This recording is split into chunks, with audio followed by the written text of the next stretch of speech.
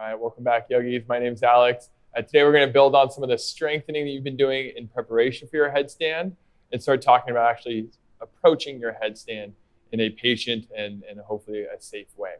The headstand I like people to start working with is the supported headstand, looks something like this, rather than the tripod headstand, which looks like a crow on your head, is because the tripod headstand is very accessible, and maybe some people can get into it that probably shouldn't just yet.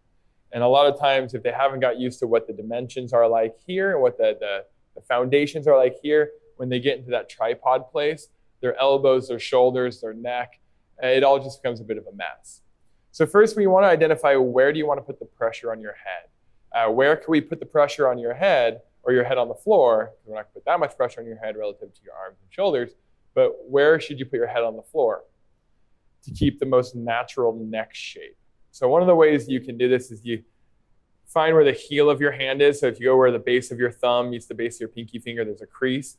You put that crease right between your eyebrows and where your middle finger lands. That's roughly where we want to put the weight. Or you can put fingers by your ears and just follow up the ear line, and where your fingers meet, roughly put it there. And if you just keep a finger there and then do the other one, they probably hit about the same spot. So this is the spot where we can put our head on the ground, keep a pretty natural shape in the neck, and do our best to let your arms, your shoulders, and your rest of your body do the heavy lifting so your head and neck feel safe. So first, the big issue that a lot of people have is their arms start to open up. And as their elbows start to open up, their shoulders start to move up and in, and the neck looks a lot more congested and catches way more pressure. So we need to keep this idea of hugging the elbows in, keeping your chest muscles strong, your outer shoulder blade muscles, your serratus muscles strong, so your shoulder blades pull apart, and then keeping your shoulder blades depressed down your back so your lats stabilize the bottom of your shoulder blades. So over time, when you go to lift up, instead of having this happen, you keep the elbows in, broad frame here, strong on the outer edges and the base of your shoulder blades, and your chest muscles stay engaged as well. So you feel like a triangle of stability on the sides of your shoulder blade. So we'll try step one. So step one, you place your forearms on the ground, you line up wrist to elbow, or you can grab elbows. That's usually going to be a pretty good start to get your upper arm bones straight up and down. And if you're new to this, you might even start with your elbows a hair closer, just to give yourself a little wiggle room for when your elbows do try to open. But if you just look, upper arm bones vertical, that's about where we want to be. Vertical bones work pretty well for balancing. Then interlace your fingers, not cupping the hands all the way together like a fist, but grabbing at the back of your head so your pinky finger could be on the floor and the rest of your hands can hold the back of your skull. And I connected that part of my head that I already measured to the floor. And I tuck my toes, lift my hips, and walk my feet forward. I want to get my hips as much over my hips and elbows as possible so that I can use stacking bones. And I need to be able to lift out of my shoulders. So step one, you're in this position, hips high, legs strong, abs firm. Push your elbows down, lift your head up. Set your head gently back down. Lift your head up and down. Up and down. Up and down. Then straight to child's pose. It's important to be able to have that skill of body awareness and strength to be able to lift the pressure off your head if necessary. That way, as we're setting up or we're practicing, you have the ability to take pressure away from your neck. If you can't lift and support yourself off your neck, we probably shouldn't put your head on the floor yet. Next, when we do come out of these little exercises, it's important that you go straight to child's pose. If you just spend time upside down, then pop right back up again, upside down, pop back up, you're more likely to get dizzy or even more likely to get headaches down the line. So we just go back to child's pose and take a breath. Next step, we're going to see if we can't start bringing your thighs into your stomach and positioning your hips over your elbows in a way where you can hold yourself.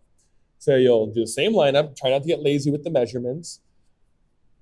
Cup the back of the head, crown of your head on the floor, shoulders away from ears, elbows squeezing in. The whole time my elbows are squeezing in, so my chest and my outer armpit muscles are strong. Then I walk my hips as much over my shoulders as I can, and I bring one thigh to my stomach and lift my hips higher. If that works, both knees to my stomach and hold.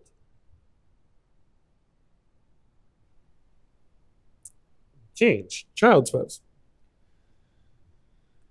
I want you to be able to have the ability to hold your body in that kind of cannonball-like headstand before you consider bringing your legs up.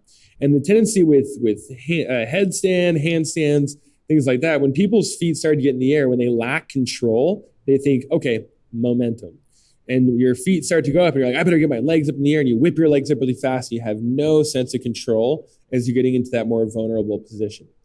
So that actual cannonball will feel probably more physically demanding than the actual headstand, because you have to work really hard to keep your inner thighs and your hip flexors and your abs on the same page to stay in that compact ball.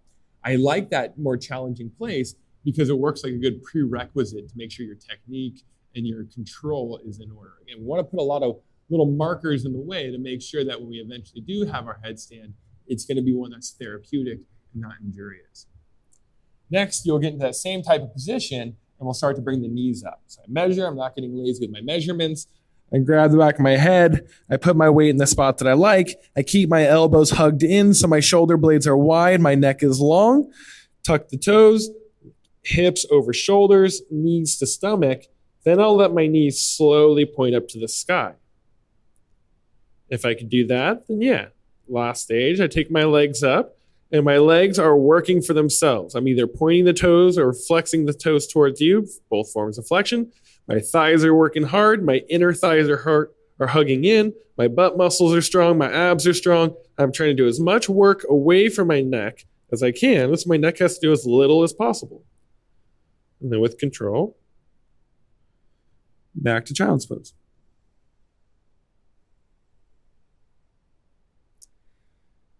Be patient with it.